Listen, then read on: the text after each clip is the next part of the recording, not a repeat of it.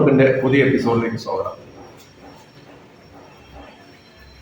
ഇന്നത്തെ ഈ എപ്പിസോഡിൽ നമ്മൾ ചർച്ച ചെയ്യുന്നത് ബോഫേഴ്സ് ഗേറ്റിനെ പറ്റിയിട്ടാണ്. അപ്പോൾ 40 വർഷത്തിന് ശേഷം ബോഫേഴ്സ് വീണ്ടും പുനരവതരിപ്പിക്കാനുണ്ടായ കാരണം എന്താണെന്ന് വെച്ച് കഴിഞ്ഞാൽ അതിനെ പറ്റിയിട്ട് ഒരു പുസ്തകം ഈ ആഴ്ച ഡൽഹിയിൽ പുറത്തിറങ്ങുന്നു. ബോഫേഴ്സ് കുംഭകോണം ജനശ്രദ്ധയിൽ കൊണ്ടുവന്ന ചിത്ര സുബ്രഹ്മണ്യം എന്ന് പറഞ്ഞ മാധ്യമപ്രവർത്തകർ ഹിന്ദു പത്രമായിട്ട് ചേർന്ന ആ വാർത്തകൾ ലോകത്തെ അറിയിച്ചത്.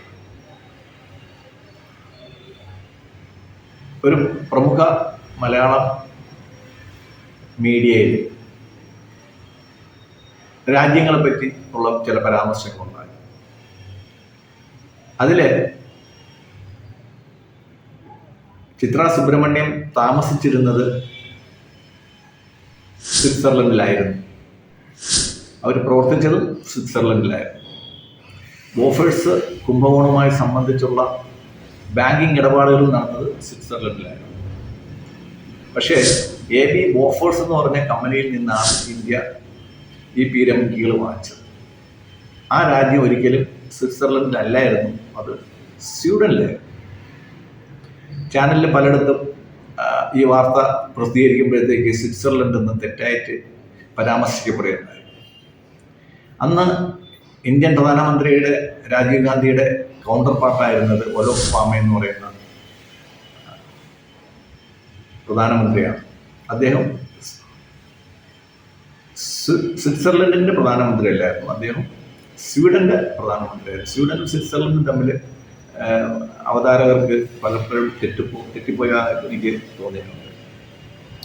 ഈ ഒലോഫ് പാമെ എന്ന് പറയുന്ന ആൾ 2 പ്രാവശ്യം സ്വിറ്റ്സർലൻഡിന്റെ പ്രധാനമന്ത്രിയാണ്. ശ്രീ രാജീവ് ഗാന്ധി ഒരു തവണ പ്രധാനമന്ത്രി ആയതിനു ശേഷം ബോഫേഴ്സ് കുംഭകോണത്തിൽപ്പെട്ടതിന് ശേഷം പുള്ളിക്കാരൻ ഇന്ത്യയിലെ ഒരു രാഷ്ട്രീയമായിട്ടുള്ള കരിയർ അതോടെ അവസാനിക്കുകയാണ് ഉണ്ടായത്.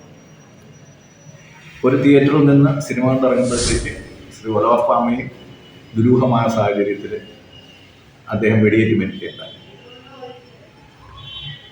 ശ്രീമതി സോണിയാഗാന്ധിയുടെ ഉറ്റ ബന്ധുവായ ഒട്ടാവിയോ കൊട്രോച്ചി എന്ന് പറയുന്ന ഇറ്റാലിയൻ പൗരൻ, അദ്ദേഹം ഈ പീരങ്കി കുംഭകോണത്തിൽ പ്രതി ചേർക്കപ്പെട്ട ആളാണ്. ബിൻ ചദ്ദ എന്ന് പറയുന്ന ആൾ ഈ കുംഭകോണത്തിൽ പ്രധാനപ്പെട്ട ഒരാളാണ്.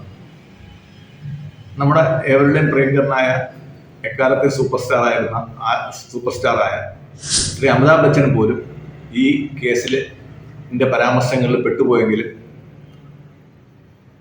ബ്രിട്ടീഷ് കോടതി അദ്ദേഹത്തെ ഈ കുറ്റങ്ങളിൽ നിന്ന് കുറ്റവിമുക്തനാക്കപ്പെട്ടു. അദ്ദേഹം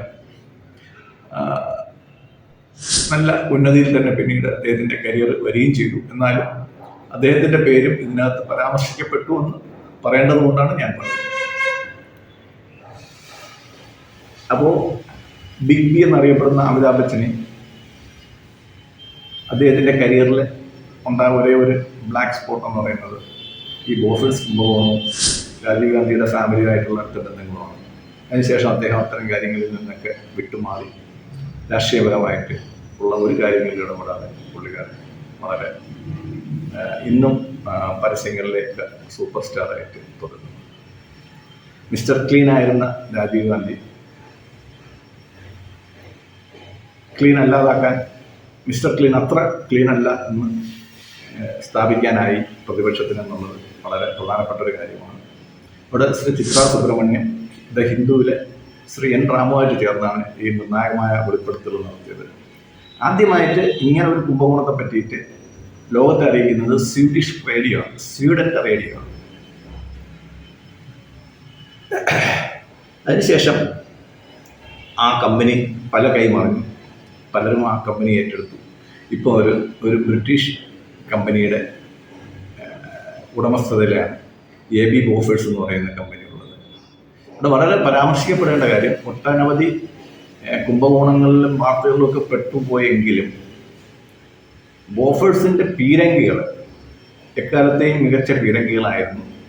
അതിനുശേഷം 86-ന് ശേഷം ഇന്ത്യ നേരിട്ട എല്ലാ യുദ്ധങ്ങളിലും, കരയുദ്ധങ്ങളിലും ബോഫേഴ്സിന്റെ പീരങ്കി വളരെ സുപ്രധാനമായ റോളാണ്, വളരെ ശ്ലാഘനീയമായ ഒരു റോളാണ് വഹിച്ചത്.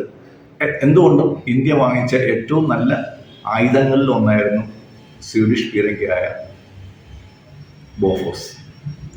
ഇത്രയും നിങ്ങളുടെ അറിവിലേക്കായിട്ട് പറഞ്ഞു. നന്ദി, നമസ്കാരം.